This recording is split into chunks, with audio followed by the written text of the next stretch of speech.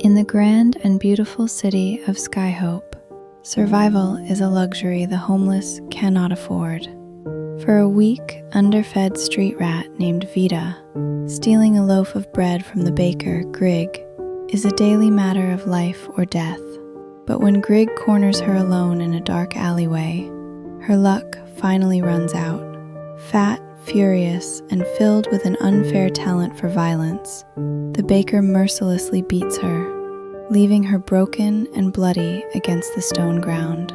As her ribs shatter and death closes in, Vita's fear turns into blinding, raw fury.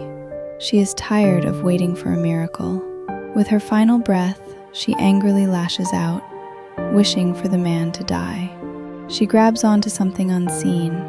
With a desperate yank, something shimmering, frail, and wavering tears soundlessly out of the baker.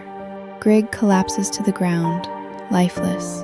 Alone in the dirt, clutching an invisible essence tight in her fist, Vita realizes the terrifying truth. She has just ripped out the baker's soul. Panic sets in as I realize what I've done. Necromancy, the forbidden manipulation of souls, is an illegal, living blasphemy across the island. Desperate to undo the murder, I try to force the baker's soul back into his corpse, but it passes right through.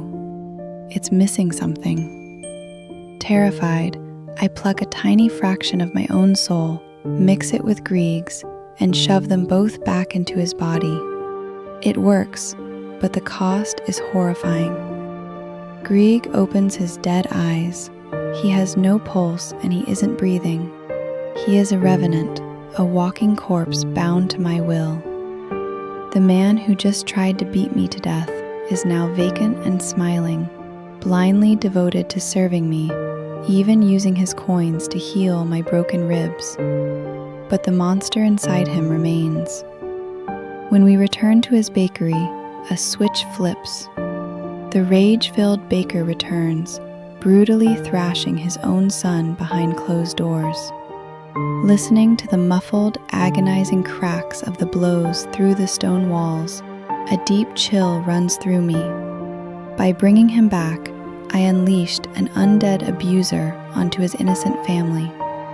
This nightmare is entirely my fault. To protect her secret, Vita commands her newly turned revenant, the baker Grig, to stop abusing his family and pretend to be alive.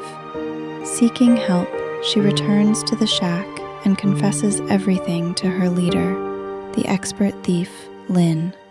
Terrified of the Templars who can sense magic, Lynn insists they must destroy the walking corpse immediately to protect the crew. Deep inside the city's foul sewers, knee-deep in sludge, Vita faces her victim once more. She reaches out and pulls the soul back out of Grig's chest, causing his lifeless body to crumple into the muck. But instead of letting it go, an uncontrollable instinct takes over. Without thinking, Vita swallows the soul. As the soul unravels inside her, she feels an unnatural surge of physical strength. But the horror isn't over.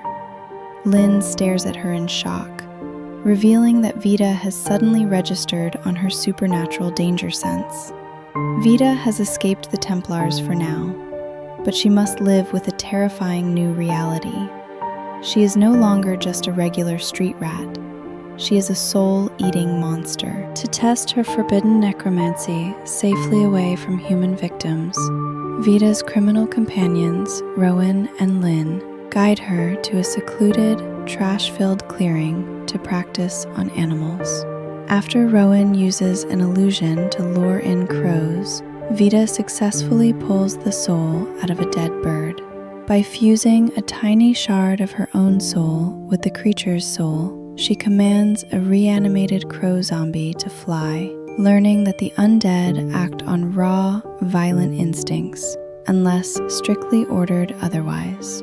When her tests reveal that her magic cannot penetrate living creatures, Vita reabsorbs the animal souls, consuming them to slightly increase her own spiritual strength. Desperate to help the street rat family that protects her, She joins Rowan on the busy streets of Skyhope, acting as an accomplice to his gambling scams. But the thrill of the hustle instantly shatters. Out of the crowd, a heavily armored Templar appears, bearing the Eye of the Mistwatcher, the symbol of the very church that executes her kind. Coated in chitin armor and armed for slaughter, the holy warrior walks straight toward them. Vita freezes in terror, realizing her dark secret might have just caught up with her.